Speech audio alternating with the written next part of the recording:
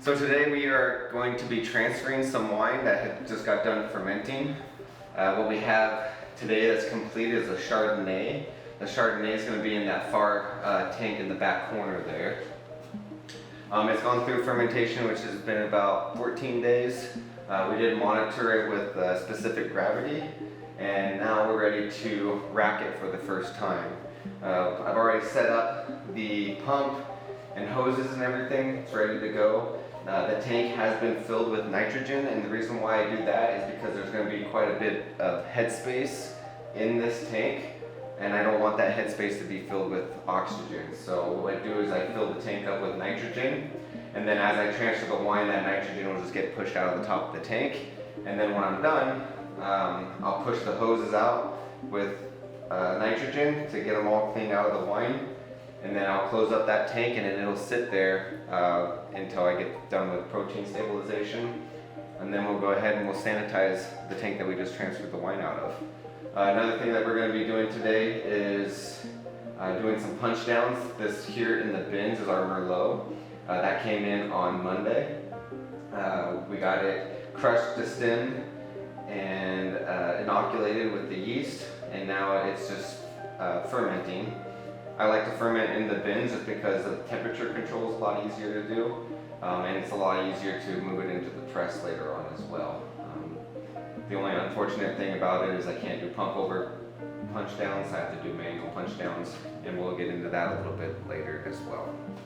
So we'll go ahead and get started. There we go.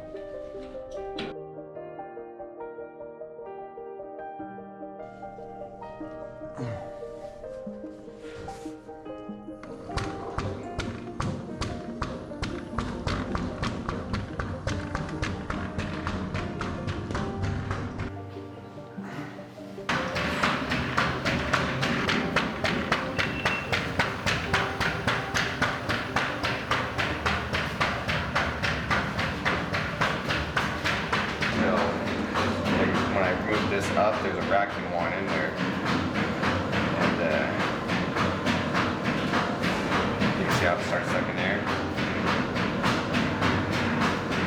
So what I want to do is try to stay right on top of that wine.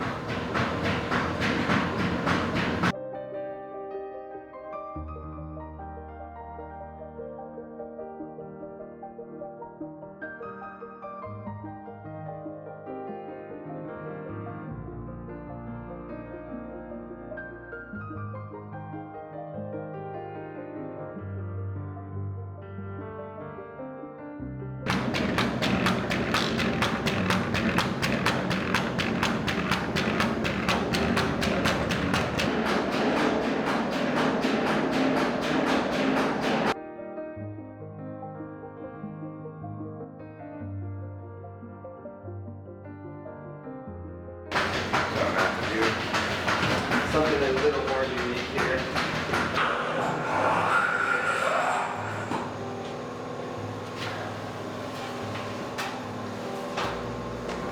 Get that there or not.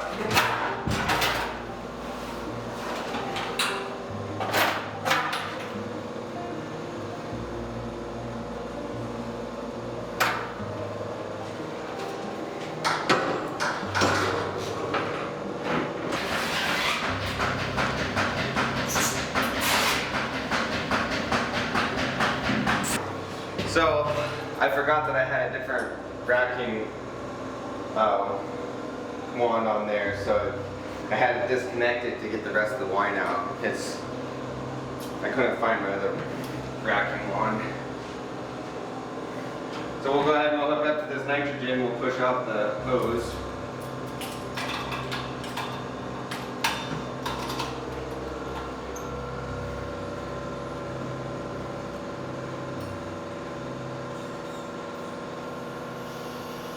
Okay, go to the pump.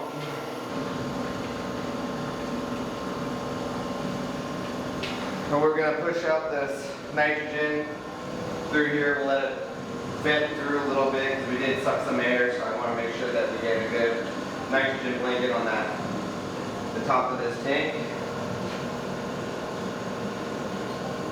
And then we'll hook up to the bottom of this tank. and we'll pressure wash that out. And we'll take everything apart, and then we'll do our punch downs.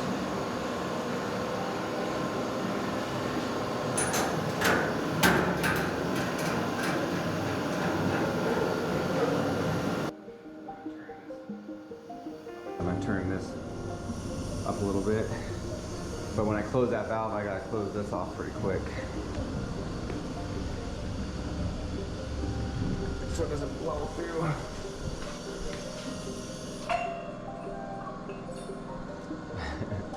There's a pressure on that. I don't want to blow it. I'll just push it through here.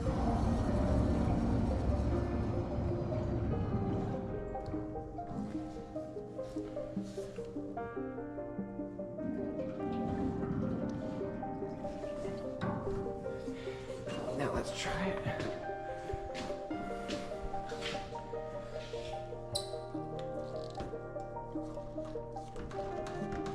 It's gonna go, it's gonna make a pop sound. I don't know if I got enough off.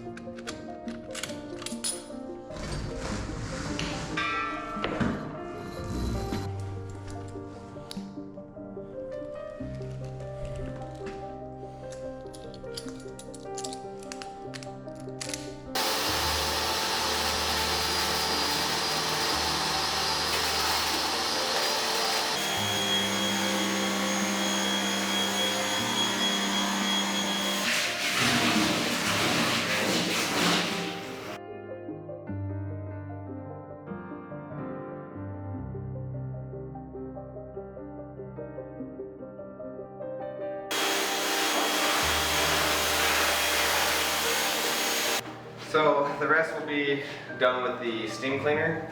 We'll drop the wand down in there, and we'll heat that tank up to about 280, 300 degrees, and let it sit there for a few minutes, and they'll sanitize that tank. I'm gonna wipe up the wall real quick that got blasted with whatever it is that leaves up there.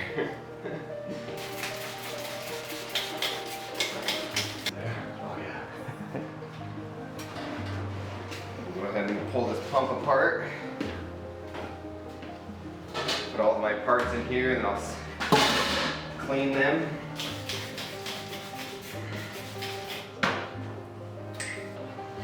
All of these pieces will get cleaned and sanitized.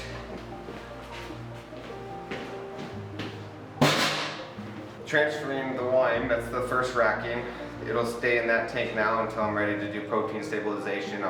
I'll chill the wine, and then it'll probably just sit there until I'm done with fermentation on the reds. So we'll go ahead and we'll move on to doing the punch downs on this Merlot, and then I think we'll call it a day. I'll pick up doing some sanitation here a little bit later this afternoon, but we won't worry about showing that this morning. So now we're going to move on to doing the punch down on the Merlot. This is just a 1 ton of grapes. We're going to use it in our red blend. The purpose of the punch down is to get the liquids to run back through the skins and be able to extract some of those phenolics and different color compounds. Releases some of those tannins, and that's what's going to make it a more deeper color. It's going to give it its more stability with all the tannins, and just give it that bold red wine that you're looking for.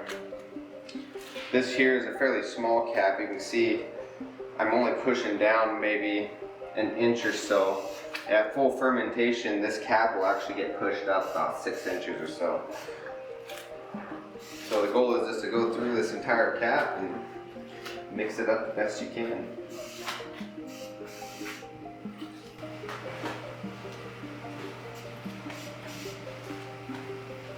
I prefer doing it in these bins. I've done it in the open top tanks. I found that temperature control is a lot easier to mitigate with the bins. I don't have to really worry too much about temperature. It stays at a pretty good temp for fermentation. The tanks can get pretty hot, and then I have to run my chillers to cool it down. It's also a lot easier to transfer it from here into the press, and I can monitor. Punch downs are a lot easier. Just overall, it's a lot easier to do it in these bins.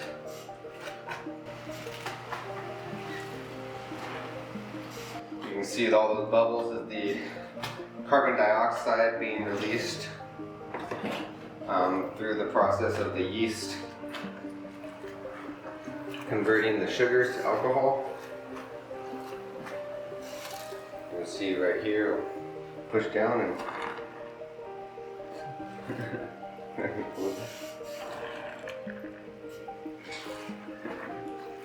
when you have the big cap, it's kind of, you push it down. It's like, that looks pretty good. We'll move on to the next one. I do this 3 to 4 times a day.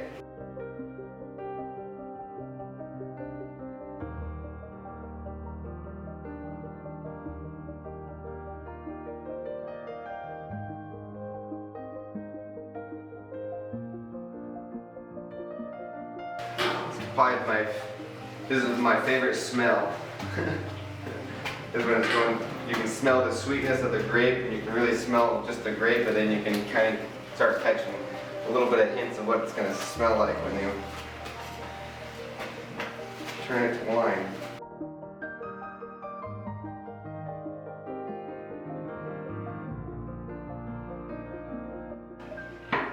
Okay. We'll leave it like that. I'll come back down later this afternoon, this evening, and do that all over again.